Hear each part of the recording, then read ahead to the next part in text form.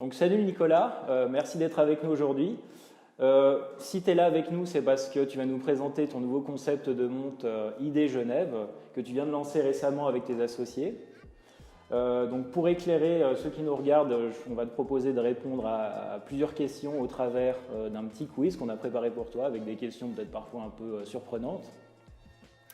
Et donc tu vas tirer des cartes dans cette pile et puis ça déclenchera éventuellement des questions ou des événements un peu inattendus. Ouais, oui. Donc voilà, est-ce que tu es prêt pour un quiz mouvementé avec le Time Club? Je suis prêt, merci pour votre visite, je suis prêt. Eh ben c'est parfait, go! C'est parti. On est parti. Alors je peux choisir… Tu choisis comme tu veux. Je vais prendre celle-là, alors je vais commencer par cette pile-là. Alors bravo, tu as gagné un prix. Alors bravo, tu as gagné un prix que je vais te remettre immédiatement. On vient de commencer, j'ai déjà gagné quelque chose. Ah! C'est pour toi. Tu en fais ce que tu veux. Est-ce que ça te rappelle éventuellement des souvenirs? Alors oui, ça me rappelle des souvenirs, notamment aussi là, ça me rappelle aussi la Coca-Cola App, que j'ai lancé avec mon département digital en 2019. Donc voilà, c'est un peu mon background. Donc, après l'école hôtelière, j'ai travaillé 4 ans chez Coca-Cola Suisse. J'ai fait le graduate programme chez eux de 18 mois en vente et marketing. Et ensuite, donc j'ai construit un peu le département digital là-bas. Donc j'étais ensuite digital et e-commerce manager pendant 2 ans et demi, jusqu'en juillet 2019. Où j'ai décidé de revenir ensuite par la suite à ma passion qui sont les montres. Mais… Ouais, justement. Alors comment on fait cette transition Coca-Cola et puis revenir dans le domaine horloger? Je pense que c'est une passion. Hein, donc à travers mes années chez Coca-Cola, j'ai jamais perdu le contact avec l'industrie horlogère. J'ai notamment aussi pris certaines vacances pour aller retrouver certaines connaissances à Baselworld chaque année. Je pense que c'était vraiment… c'était une très bonne, je disais, c'est une très bonne école en tout cas de vie. Je pense aujourd'hui avec le projet que j'ai, je dirais qu'il est au plus proche de mes valeurs. Mais maintenant, c'était vraiment un très beau souvenir. Et je pense que voilà, ça me donne aussi une nouvelle vue, peut-être une nouvelle perception de cette industrie un peu plus dynamique. C'était très dynamique, hein, vous pouvez imaginer, chez Coca-Cola. Et ce qui me fait plaisir de voir, c'est que toujours que l'app que j'ai lancée début 2019, elle est toujours là. Donc c'est top, c'est-à-dire que ça a bien marché cette initiative. Ouais. Et bah ça nous éclaire un peu plus, merci. On continue alors. On continue, je vais prendre l'autre colonne. Alors, par les temps qui courent, complète la phrase, qui est très intéressant. Alors, je dirais par les temps qui courent, c'est important d'avoir un acte d'achat conscient, vraiment de choisir justement ce qu'on achète et d'analyser aussi le cycle de vie de ce produit. Je pense par les temps qui courent, en 2020, on a choisi cette année de lancement, je pense, avec notre projet. On parle souvent de consommation consciente d'un produit. Et là, je pense que c'est, en tout cas en 2020, spécialement en 2020, ça fait du sens. Donc, nous, on croit que l'économie circulaire, on y pense beaucoup, mais que c'est un pansement pour les pandémies aussi. Donc, c'est vraiment de consommer local, d'avoir des circuits très courts entre ses fournisseurs et le produit pour vraiment proposer ça vraiment une communauté locale. Donc voilà, ouais. Je pense que c'est consommation consciente. Eh ben, ça nous est clair. Merci. Je t'en prie. Est-ce que je continue? On continue, oui. Tant qu'on n'a pas fini la pile, on continue. Okay. Alors, un petit smiley négatif. Ah oui, alors malheureusement, écoute, c'est dommage, tu l'as tiré dès le début, mais je dois t'informer du fait que tu es mort, hélas, ou que tu vas mourir dans 1 heure. Qu'est-ce que tu fais de cette dernière heure de vie qui te reste? La question, la question sympathique, existentielle. Alors, je dois mourir dans 1 heure. Déjà, je pense que avec mes associés, avec toute mon équipe, je pense que j'en profiterai déjà pour leur dire que je suis assez fier du travail qu'on a accompli ces 12 derniers mois. Ensuite, je passerai aussi cette dernière heure, je pense, à danser. J'aime beaucoup danser. Et donc, je suis quelqu'un de très positif, donc j'essaierai vraiment de ne même pas penser que c'est ma dernière heure et de vraiment d'essayer de profiter de ces 60 minutes. C'est-à-dire qu'il me reste encore on est parti, 59. Tu peux commencer à danser si tu veux. Top. Non, c'est... Ouais, 60 minutes, ça fait pas beaucoup. Hein. Non, on avait hésité avec 1 minute. Mais... Ouais, ok, non, je prends les 60 minutes. Je prends les 60 minutes.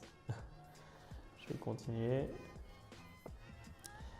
J'aimerais m'acheter une ID Genève, je fais comment? Alors c'est très simple. Hein. À l'heure actuelle, donc on a lancé notre campagne de financement participatif sur WeMakeIt, donc une plateforme de crowdfunding suisse qui est basée à Zurich. Et donc c'est disponible donc vraiment directement sur wemakeit.com ou alors sur notre site web idwatch.ch. Et donc l'objectif c'est vraiment donc jusqu'à mi-janvier, on est disponible sous forme de financement participatif. Qu'est-ce que ça veut dire? J'ai expliqué un tout petit peu aussi en détail. Le fait c'est vraiment donc on a besoin d'une première communauté d'ambassadeurs. Et donc nous, on remercie cette première communauté en donnant un gros rabais, un pourcentage. À l'heure actuelle, je crois qu'on est sur du moins 45% sur le futur prix retail de la montre. Et il nous en reste quelques-unes, donc chaque palier donc justement augmente au fur et à mesure. Et puis juste à l'heure actuelle, on a vendu à peu près une centaine de montres, je pense qu'on est à 120 si je ne me trompe pas. Et on va limiter la première collection à 300 pièces. Voilà, c'est une première édition, donc membre fondateur, donc vraiment c'est une opportunité aussi de devenir un des membres fondateurs de notre marque. Et puis ensuite de participer à la production, de donner son avis sur certaines thématiques, sur certaines pièces. Et ensuite donc la livraison des produits se fera en mai 2021. D'accord, très bien. On continue, oui. Quel âge as-tu? Alors, très facile. Ça, je ne peux pas me tromper. J'ai 31 ans. J'ai eu 31 ans cette année. D'accord. Donc voilà, j'étais 31 ans. Ouais. Et ça reste quand même assez jeune, justement, pour se lancer, surtout dans le milieu horloger, je trouve. C'est vrai, ça reste très jeune. Je pense que certainement votre audience est encore plus jeune. Ouais. Moi, j'ai décidé de prendre mon temps, justement, d'avoir une expérience un peu en dehors aussi de l'industrie avant de me lancer. Mais je dois dire vraiment, c'est aussi quelque chose qui m'a toujours trotté dans la tête, cette marque de montre. J'ai eu l'idée vraiment, donc j'en parle depuis des années. Je pense même avant de rentrer à l'école hôtelière à Lausanne, j'avais cette idée de lancer une marque. Je pense qu'il est très important, au final, ce n'est pas l'âge. Je dis toujours, on a vraiment beaucoup de timing différents. Chacun a son propre timing. Ce qui est important, c'est vraiment la motivation et la passion. Et ensuite, de vraiment de sentir le bon timing et d'y aller. Et une fois qu'on y va, il faut tout donner. Je donne beaucoup cet exemple-là où j'aime beaucoup ce hashtag #NoPlanB, pas de plan B. Ça veut dire vraiment d'y aller et d'y aller vraiment à fond. Hop, alors, je vais prendre la prochaine question. Alors, on a deux petites images. Je suis très content qu'elle arrive cette question-là. Parce que justement, je vais devoir te remettre d'autres petites choses. Et alors, avec ça, l'enjeu, ce sera de nous faire un bracelet de montre et une boîte. Et une magnifique. Boîte. Alors, explique-nous un petit peu comment ça marche, tout ça. Super. Alors, déjà pour le raisin, moi je te propose quelque chose ici que j'ai juste derrière moi. Je vais me lever pour le prendre. C'est ce marc de raisin qu'on a à l'heure actuelle. Donc voilà, c'est vraiment donc ce marc de raisin donc, qui est après vinification, qui provient d'Italie. C'est une petite start-up italienne qui propose un bracelet, donc une matière faite à partir d'éco-composites de marc de raisin. Donc après la presse, justement, il est séché et ensuite il est tanné en cuir végétal. Et en fait, donc c'est ce que tu vois ici sur cette montre-là, par exemple. Donc c'est vraiment c'est très proche du cuir au niveau du rendu. Et ce qu'on a fait aussi ici, parce que c'est tellement proche du cuir qu'on voulait vraiment donner cette information aussi à nos ambassadeurs. Donc on a créé ce petit logo de raisin avec le signe de l'infini ici. C'est vraiment pour montrer justement qu'on est sur quelque chose d'autre que du cuir. On est sur une nouvelle matière, une innovation justement, et qui promouvoit aussi ce genre voilà, de modèle d'affaires circulaire en fait. C'est vraiment de revaloriser quelque part un déchet et de le remettre en circulation. Et donc pour le champignon, je vais te montrer ce qu'on a ici. Donc c'est le tout premier prototype, hein, donc c'est encore work in progress comme je dis toujours. Mais donc l'idée c'est de proposer quelque chose qui choque un peu, je pense, qui va choquer un peu l'industrie du luxe. C'est une boîte en fait faite à partir de champignons. Et cette boîte-là sera 100% compostable à la maison. Donc ça sera sous cette forme-là. Il y aura bien sûr notamment une couverture donc en noir mat. Et à l'intérieur de cette boîte-là, justement, et là peut-être je te laisse toucher cette donc voilà, vraiment on ressent un peu la pousse du champignon. Ouais, exactement.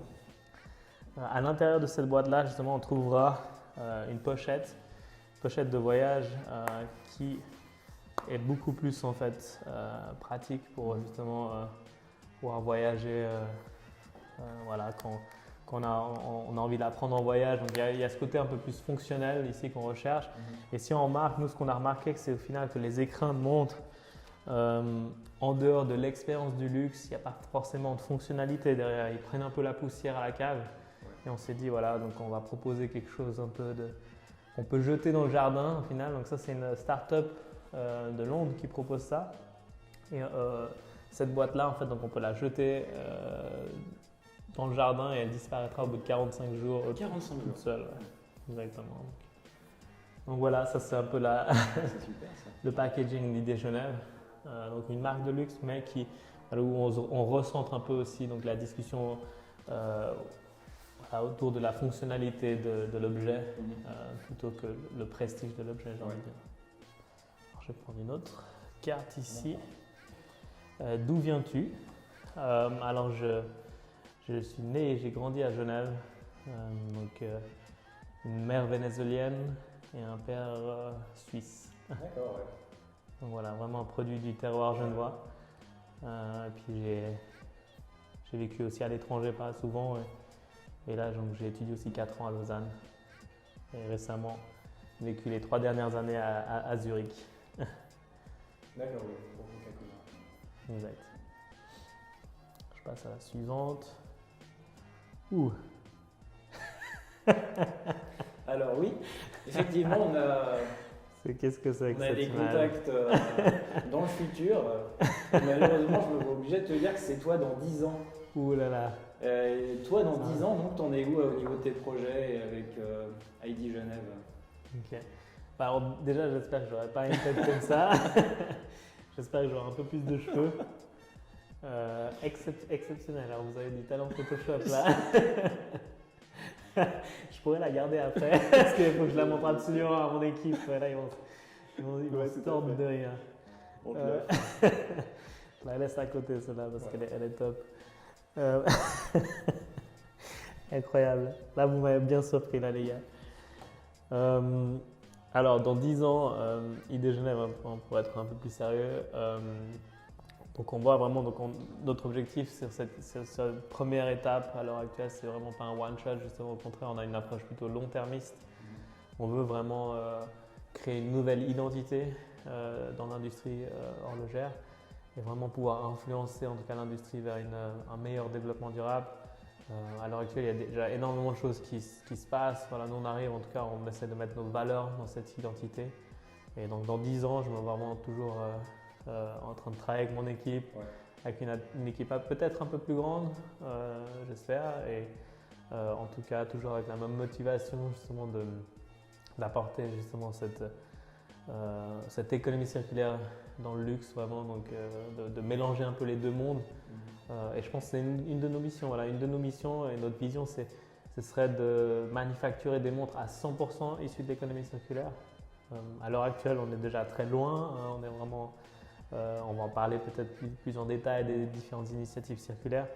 Mais voilà, je sens qu'on a encore aussi beaucoup de potentiel et il y a vraiment aussi beaucoup d'innovation, comme je te le disais tout à l'heure, qui va arriver dans cette tendance-là d'upcycling.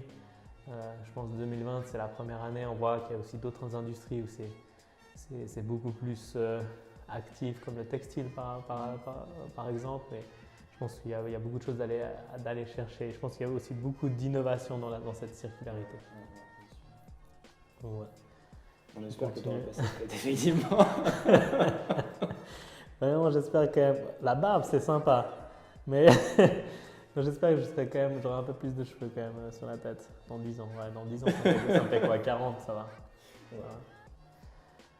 Ouh, alors, mouvement quartz. Alors, effectivement, tu l'as tout de suite vu.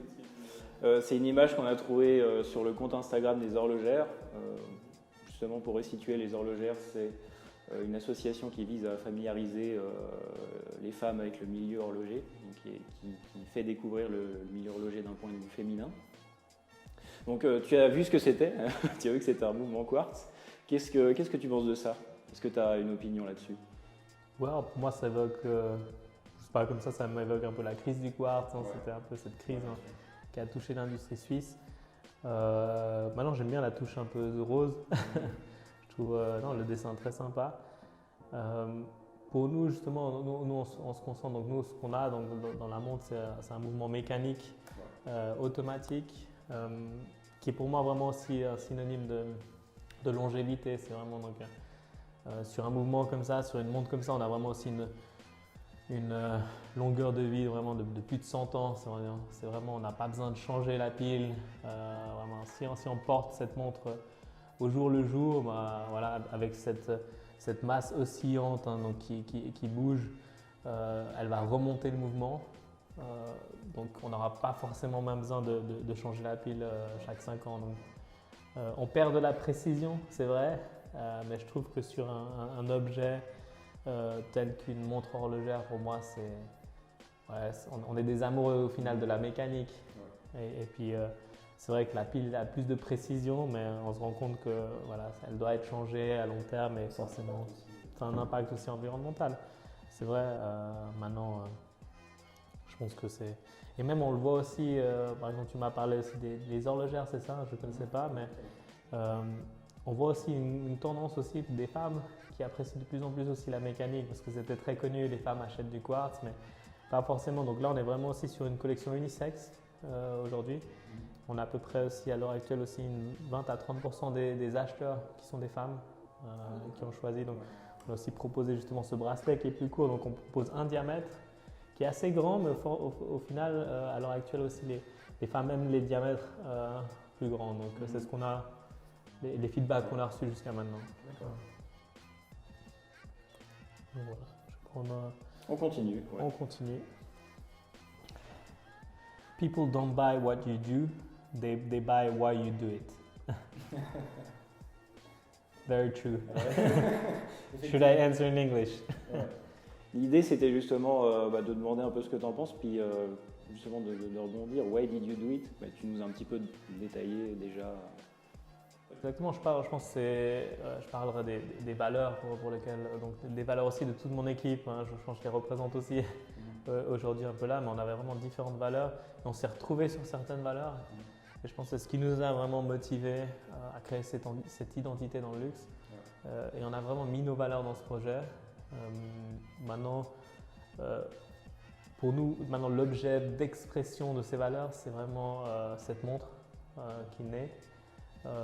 Nous, l'économie circulaire, on dit toujours on va essayer d'aller plus loin aussi que le produit en tant que tel et vraiment de se concentrer sur l'écosystème qui entoure ce produit et vraiment de retrouver justement toutes ces valeurs d'économie circulaire sur un produit, sur l'écosystème que ID Genève met en place autour de ces montres. Et je pense que c'est ça, oui, ils achètent pourquoi?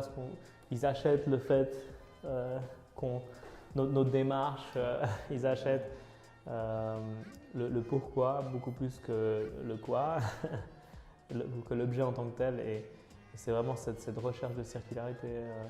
Ensuite, l'objet en tant que tel, au niveau volumique, je dis toujours une montre, c'est pas grand chose. En termes d'acier recyclé, donc on est sur du 100% d'acier recyclé, c'est pas des gros volumes, mais c'est un objet en fait identitaire qu'on porte 365 jours par année autour du poignet et qui est une sorte une extension des valeurs qui personnifie en fait les valeurs au poignet. C'est pour ça que nous, on a vraiment beaucoup de plaisir aussi à porter nos créations, parce qu'on sait qu'elles sont faites dans des matériaux en fait, d'avenir, qui sont des matériaux recyclés et recyclables. Et je pense qu'on a envie en tout cas de parler à des gens qui sont intéressés par ces sujets-là. Donc voilà. Ouais, c'était une phrase qu'on m'avait dit dans mes cours de marketing. Ouais. Je l'avais retenue, je l'avais notée dans un coin de ma tête. Je me dis peut-être qu'il me servira un jour. Moi aussi, j'ai eu des cours de marketing. Il y a certaines phrases qui me touchent et dont je me rappelle toujours. C'est celle que je vous ai sortie au début de notre discussion. C'est cette phrase où si on essaie de plaire à tout le monde, on plaît à personne.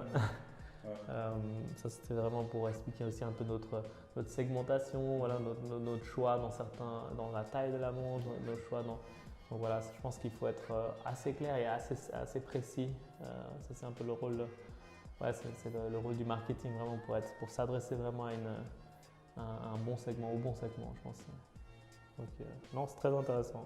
Ça me rappelle mes années d'études. Alors, attention.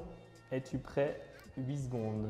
Alors oui, je te donne en fait 8 secondes parce que la capacité d'attention d'un être humain, c'est 8 secondes, à l'époque contemporaine, avec les écrans, tout ça.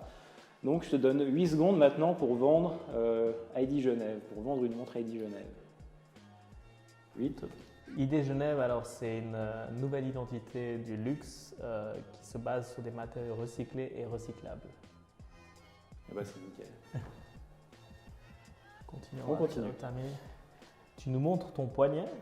Oui, volontiers, très, très volontiers. Ça, c'est une question que je pense si on vous pose dans le bus, ça fait, oui. ça fait un peu bizarre. Entre nous, ça va. Je pense, dans l'horlogerie, ça va. C'est une question assez classique. Alors, sur mon poignet, donc, on a la première montre. C'est un prototype justement de notre collection Circular One. Ici, on a le cadran bleu soleillé, donc 41 mm. On est sur du 9,65 mm en épaisseur, donc on a sur quelque chose assez fin.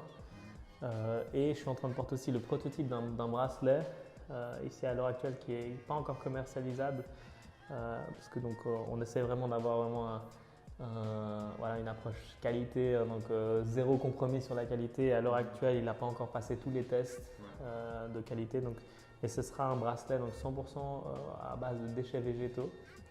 C'est une start-up de Londres qui s'appelle Trikine qui propose cette alternative au cuir. Et ce qui est sympa, c'est qu'il y a vraiment cette petite odeur. Donc là aussi, je te laisse aussi découvrir cette petite odeur. Tu me diras ce que tu en penses. Oh, c'est sympa. C'est un petit peu. J'aime bien, c'est mieux qu'une odeur de plastique. Oui. Exactement. Donc là, on est vraiment sur un bracelet 100% compostable aussi. Et ça, ce sera aussi une première. Donc voilà, tout ce qu'on veut s'assurer, c'est vraiment qu'il puisse vivre, qu'il puisse avoir une durée de vie acceptable. Ouais. Et ça, on travaille avec un partenaire à Genève qui effectue tous les tests sur ces nouvelles matières. Donc on a hâte de le sortir, ça ce sera début 2021. Mais nous, on le teste aussi un tout petit peu aussi déjà au poignet pour voir comment il réagit au niveau du porté. D'accord, ouais. Et je crois que justement sur ta montre, tu as aussi le symbole donc de ID Genève. Et qu'est-ce que ça veut dire rapidement? Alors il y a le logo justement. Donc, si on regarde le logo, il y a aussi donc ID Genève. Genève, pourquoi Genève? Donc c'est parce que pour nous c'est la capitale horlogère internationale. Et ID, on parle d'identité. Si on regarde bien ce ID, il est tourné donc à 180 degrés. Donc il est vraiment un peu, c'est un peu notre manière aussi de prendre l'industrie, de casser les codes de cette industrie. Et on a surtout aussi donc un design aussi très épuré, dans le but aussi de proposer quelque chose qui marchait il y a 20 ans, comme je dis toujours, qui marche aujourd'hui et qui marchera aussi dans 20 ans. C'est vraiment de proposer un design très très épuré. Sur le fait aussi qu'on se concentre beaucoup sur les matériaux, je pense qu'on pourra en revenir dessus, mais notre boîte donc, est faite à partir de 100% d'acier inoxydable recyclé, collecté localement dans le Jura. Ça c'est vraiment c'est l'importance de cette collecte locale. D'accord, excuse-moi, je t'arrête encore, mais c'est pas tout parce qu'en fait, tu as aussi sur ta montre une indication qui indique Swiss Circular Made. Alors, Circular Swiss Made, excuse-moi. Pas de souci. Ouais, exactement. Alors, Au tout début du projet, justement, on s'est dit, on admirait beaucoup le Swissmade et je pense qu'on l'admire toujours, dans le sens qu'il a apporté vraiment beaucoup de richesse à l'industrie suisse. Il a participé au succès de cette industrie suisse à l'étranger. À l'heure actuelle, en 2020, on voulait vraiment aller proposer quelque chose d'autre, d'aller plus loin en fait au final que ce label, de proposer des circuits courts. À savoir que sur un label Swissmade, on a 60% du prix de revient de la montre qui est fait en Suisse, qui doit venir dans Suisse, et un emboîtage suisse et un mouvement suisse. Nous, ce qu'on propose, c'est d'aller plus loin. Ce circulaire Swissmade, qu'est-ce que ça veut dire en trois piliers? Le premier, donc, c'est déjà le bilan carbone de chaque composant de la montre. Nous, on essaie vraiment de se baser sur vraiment la réutilisation des matériaux, donc ce qui existe déjà. On demande à nos fournisseurs qu'est-ce qu'ils ont en stock qu'on pourrait réutiliser ou remettre en circulation pour avoir un bilan carbone proche de zéro. Ensuite, il y a le deuxième critère, c'est les circuits courts. On se concentre, donc cette montre est 100% européenne, donc vraiment à circuit court. Et aussi, donc, on se concentre aussi sur le prix. Bien sûr, on veut proposer un bijou éthique abordable. Maintenant, j'ai parlé du 100% européen, mais on va aller même plus loin. On est à 95% Swissmade, c'est-à-dire 95% des composants de cette montre sont faites à Genève. On continue, je crois qu'il en reste encore deux. Ouais. Décris-nous le client type de ID Genève. Alors ça, c'est vraiment la question pour un marketeur.